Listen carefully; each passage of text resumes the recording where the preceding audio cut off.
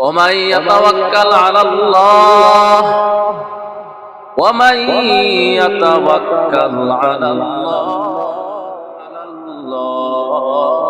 فهو حسبه।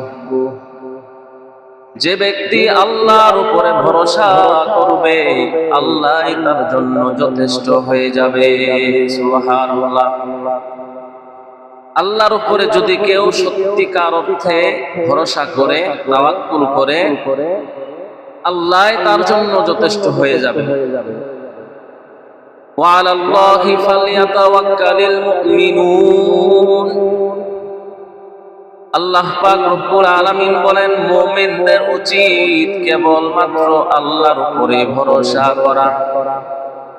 মুমিনরা শুধুমাত্র আল্লাহর উপরে ভরসা করবে। আজকে আমাদের ভরসা হয়ে গেছে চাকরির উপরে, আজকে আমাদের ভরসা হয়ে গেছে ব্যবসার উপরে, আজকে আমাদের ভরসা হয়ে গেছে জমিনের উপরে।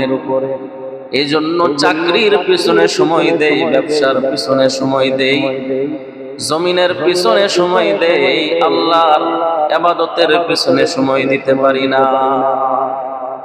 কেননা আল্লাহর উপরে ভরসাই নেই। যেই জমিনের উপরে ভরসা করে, যেই জমিনের উপরে ভরসা করে চলি, এই জমিন থেকে ফসল ওঠে। অথচ আল্লাহ পাক রব্বুল আলামিন বলেছেন, এই জমিনে ফসল ফলাই আমি আল্লাহ। আল্লাহ বলে, বান্দা, যে জমিনের ভিতরে তুমি রিজিক তালাশ করো, আমি আল্লাহ তো সে জমিনে রিজিক রাখি নাই।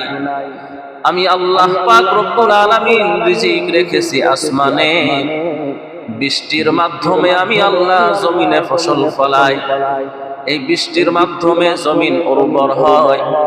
আকাশ থেকে আমি আল্লাহ যতটুকু রিজিকের ফায়সালা করি বান্দা, জমিন থেকে ততটুকু রিজিক বান্দার ঘরে যায়।